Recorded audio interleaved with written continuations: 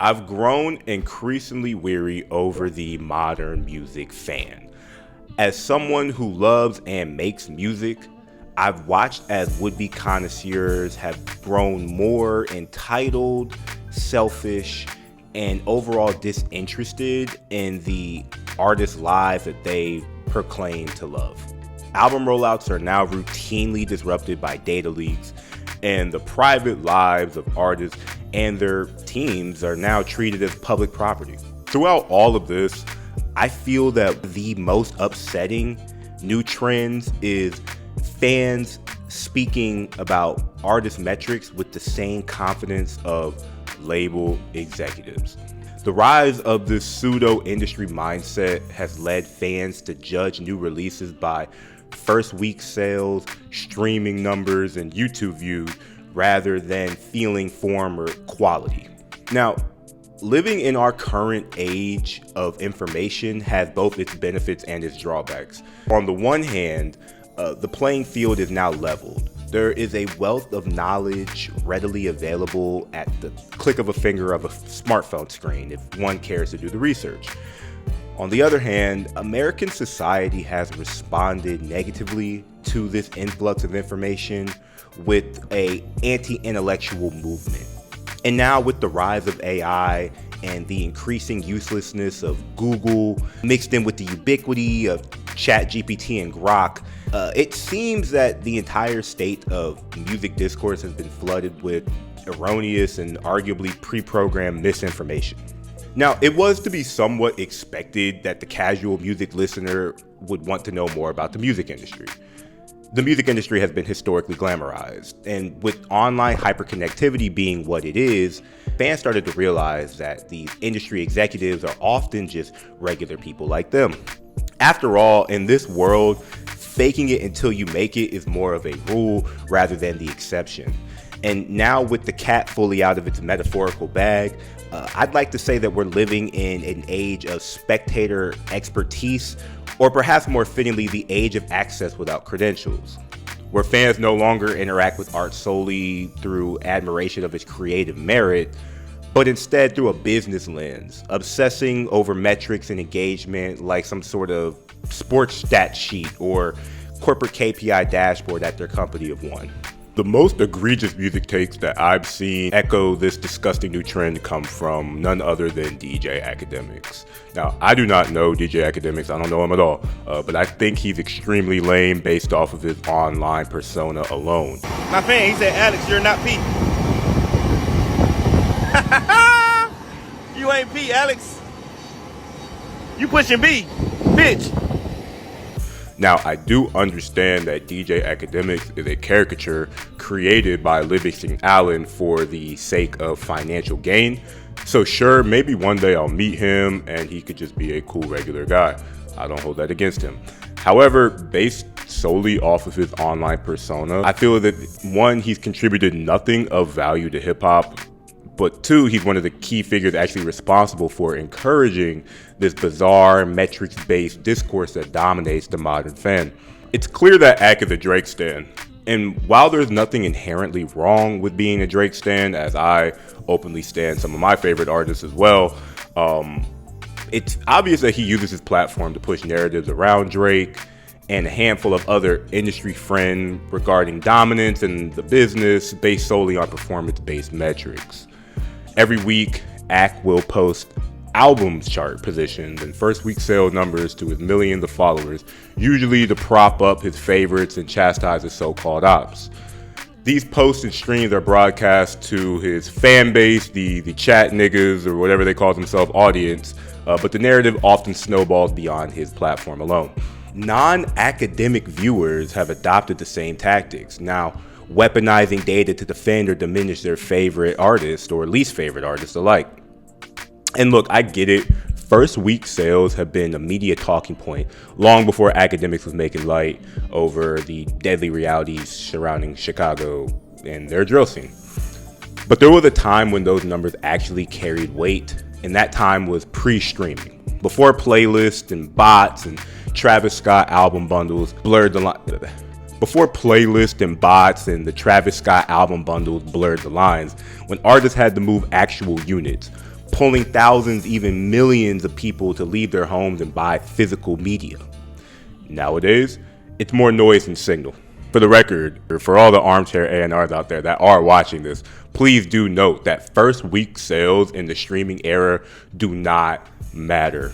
They're just another marketing tool, and like clockwork, the internet's most vocal industry experts keep falling for it. The obsession with metrics has real consequences. The constant spotlight on numbers rather than artistry is already affecting artists in ways fans rarely acknowledge. First being artistic safety.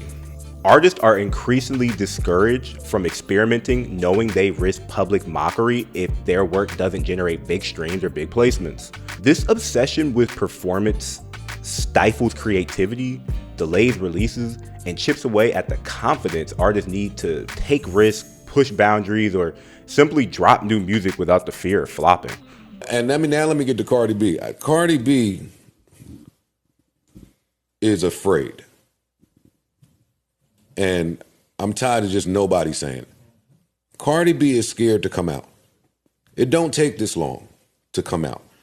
They recently just found every year where she plugged that she was coming, dating back to 2019. It's like 6 different slides in different years of you saying, hey, I have something coming. Even this freestyle was previewed a year ago. Next, homogenization. Labels, reacting to the same data-driven culture, are incentivized to chase algorithm-friendly artists, sounds, and formulas. Riskier, genre-bending projects and potential signees get pushed aside in favor of what feels safe.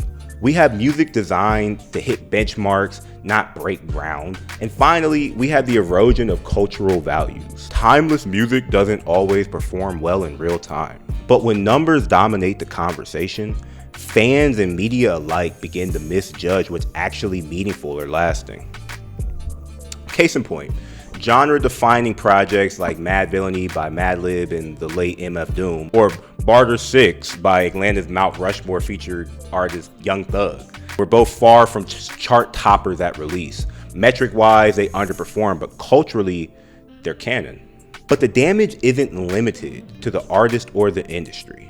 It affects the very same fans. When listeners become an armchair analyst, they start relating to music intellectually, not emotionally. Instead of asking, how does this make me feel? The question becomes, how did it perform? Artists are pitted against each other based on data points, not artistic merit.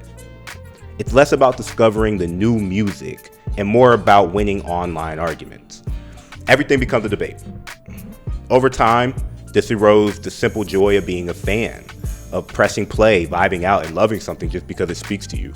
While this metric-based online fan culture has its drawbacks, there is a very clear upside for the industry. Fans are now doing the job that used to be reserved for marketers and label execs.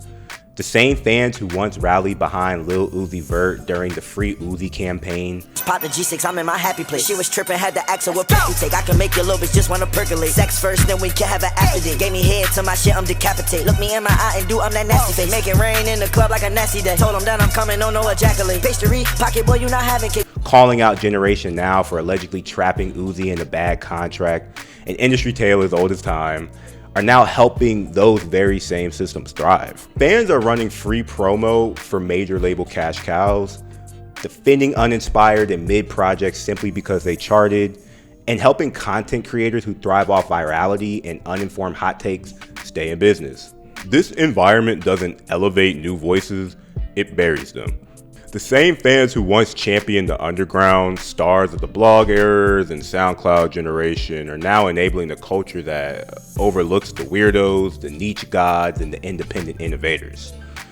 Music discovery is suffering, and in its place, repackaged, recycled content sold to us as success, all validated by manipulated metrics and fake momentum. Maybe that's why DJ Akademiks keeps saying there haven't been any new stars in rap. Maybe the machine he helped build is now eating itself. The biggest artists, like a lot of these newer artists, they're not giving superstar vibes. And that's the problem. This is why we keep talking about the same superstars, whether it's the Thugs, the Futures. You gotta realize, Future been dropping music since 2010. It's 15 years in the game and we're still like, yo, when's the next Future project? Rap's is stalled a little bit. These new gotta want to become superstars. They gotta want to become superstar. I think what's game up is that they go viral on TikTok a little bit. They get a little million followers on Instagram. They have one song on the Billboard charts, and you know they get these little spots here or there. Like they start messing around with streamers and whatever. And none of them are taking their brand or treating their career like, let's be superstars. With all of this being said, you might be asking yourself, all right, how do I actually debate music? How do I interpret it? How do I have intelligent music-based discussions? So here's my challenge to you.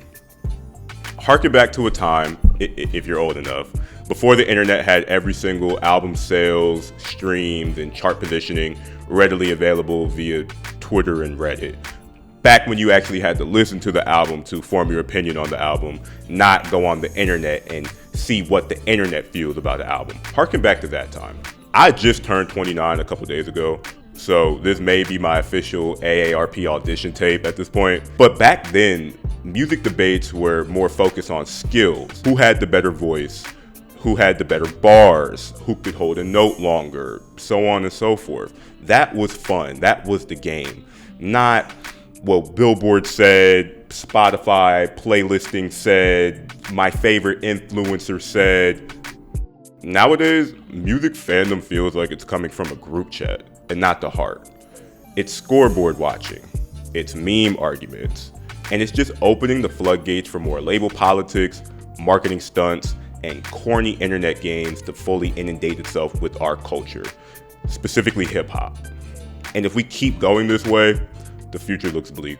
So if you're gonna take anything from this video, unfollow DJ fucking Akademiks, man. I'm out, man.